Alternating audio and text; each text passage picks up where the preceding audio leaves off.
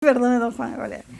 Buenas tardes, don Juan. Buenas tardes, María. En esta oportunidad tenemos la entrevista a don Juan, que va a presentar su libro Contemplar al Señor.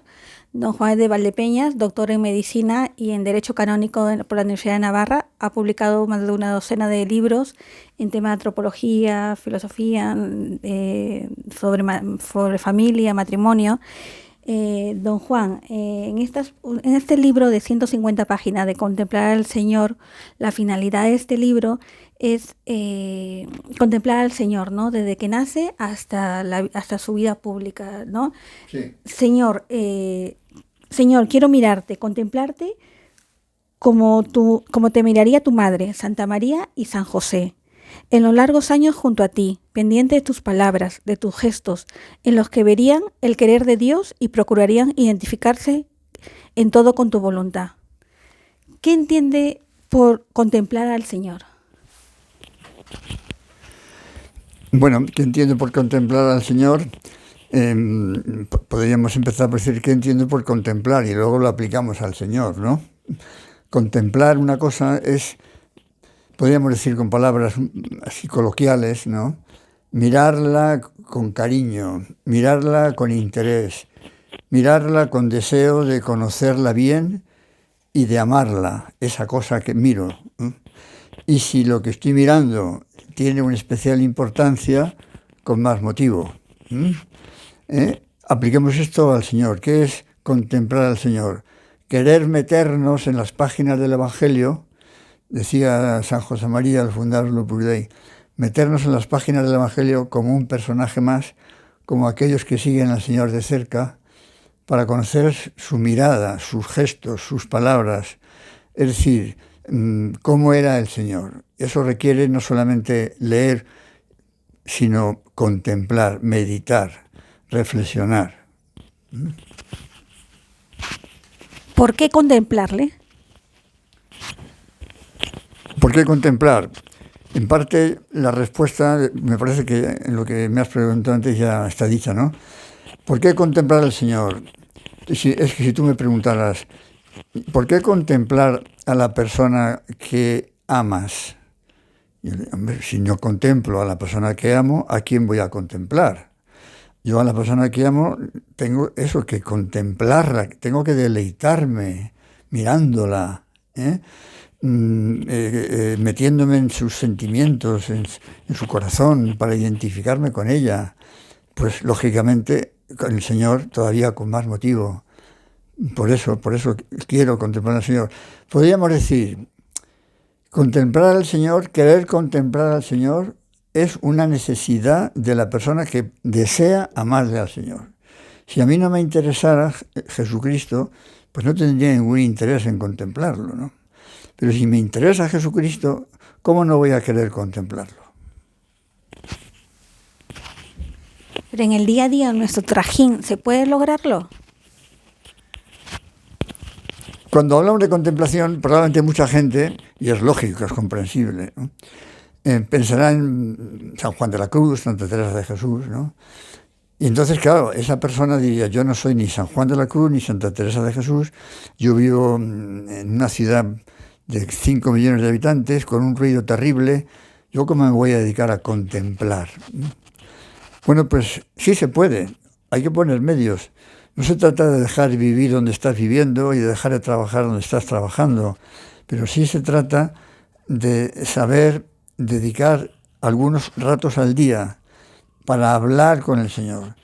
Y después, mientras trabajas, mientras vas en el metro o en el taxi o en tu autobús, mientras estás en tu casa con tus hijos, puedes tener presencia de Dios, ¿no? Una presencia de Dios que de alguna manera te lleva a que Él no esté ausente en tu vida. Y esa presencia facilita que cuando te pones a hacer un rato de oración, es más fácil conseguir esa intimidad que todos deseamos, ¿no? De hecho, lo que estoy diciendo no es una teoría, ¿no? Porque es la experiencia real, ya gracias a Dios, de muchos miles de personas en todo el mundo que contemplan al Señor. Lógicamente se puede contemplar con más intensidad, con más frecuencia, pero que tienen esa presencia de Dios habitual, desde que se levantan, porque le ofrecen al Señor todo el día y todo lo que van a hacer, y actualizan esa presencia cuando van a trabajar. De modo que tienen presencia de Dios y por tanto se puede decir que son contemplativos en medio del mundo. Para tener presente a Dios, ¿cómo logramos conseguirlo? Bueno, en fin, un poco también, la pregunta también, creo que en parte ya también te lo he comentado, ¿no? Hay que saber compatibilizar un trabajo intenso con una vida de oración, que es perfectamente compatible. Que si yo me estuviera inventando una teoría, alguien podría decir, este señor está diciendo cosas muy bonitas, pero utópicas, irreales.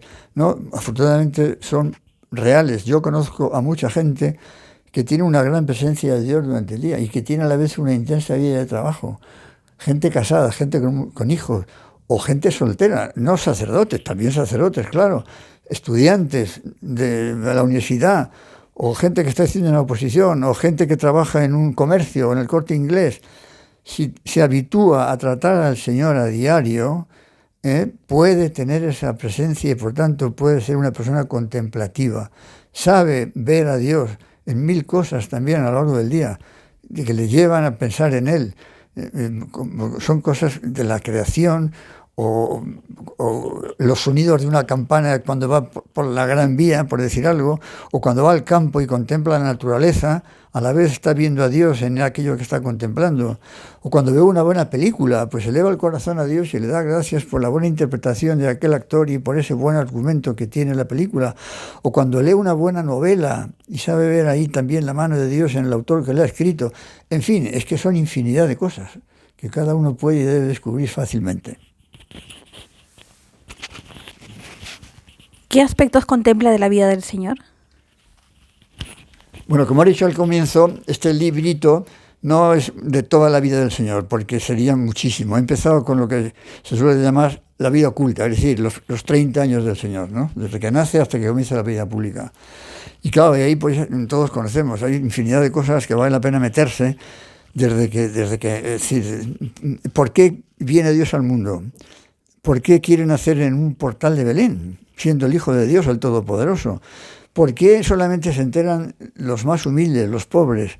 También se enteran los sabios, los poderosos. ¿Por qué el Señor permite el sufrimiento nada más nacer? No solamente el suyo, sino también el de aquellos inocentes que van a ser degollados por el cruel Herodes. Son cosas por las que vale la pena meditar, preguntarnos por qué eso fue así. ¿Qué nos quiere decir el Señor con todas esas cosas? O cuando se queda en el templo y hace sufrir, por así decir, a María y a José, y les dice que tiene que ocuparse de las cosas de su padre. En fin, muchos detalles pequeños que vale la pena que los analicemos con esa presencia de Dios para ver lo que nos quiere decir Él. Y como ya nos estamos alargando y tenemos de terminar, quería decir también que antes hay unos capítulos dedicados a otros temas que no son probablemente la vida del Señor, pero que me parece que vale la pena para situarnos bien en qué somos nosotros delante de Él. Unos capítulos dedicados a decir por qué Dios nos ha creado, por qué nos dio unas cualidades determinadas, por qué esas cualidades que se perdieron con el pecado original, por qué Dios se ha querido encarnar, por qué se ha querido hacer hombre. En fin, cosas que si no las meditamos, si no las tenemos claras, no nos hacemos una idea muy clara de qué somos nosotros, ni tampoco de quién es Él. Y por último te diría que es un libro escrito pues en una especie como de diálogo con el Señor. No es como una explicación, digamos, un poco fría, un poco teórica, sino más bien como hablando con el Señor, como preguntándole por todas estas cosas que te voy diciendo, ¿no? Y reflexionando sobre cada una de ellas para tratar de aplicarlas a nuestra vida, porque lo que se trata es de conocer mejor al Señor, de aplicar a nuestra vida lo que conocemos de Él y que sea algo que se traduzca también en las obras, no solo estrictamente en la vida de piedad, sino también en las obras, porque el amor está en las obras y si no, no hay amor que valga, ¿no? Y por último, te resumiría un poco todo esto, la contemplación, tal, con una frase preciosa de un paisano de Ars, el cura de Ars, en Francia, fíjate, siglo XIX, ¿no? Llegaba allí aquel hombre, se ponía un rato delante del sagrario en silencio y se iba. Y un día le preguntó el cura de Ars, ¿y para ti, tú cómo haces oración? ¿Para ti qué es hacer oración? Y él dijo, yo le miro al Señor en el sagrario.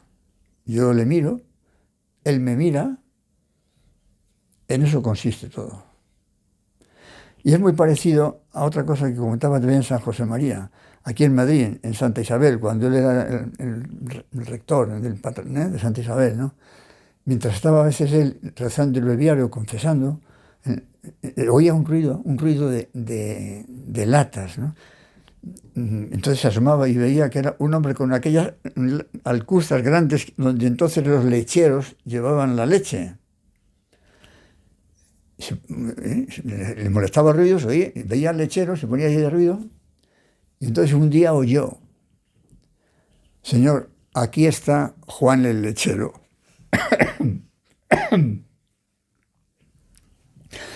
Eso es contemplación.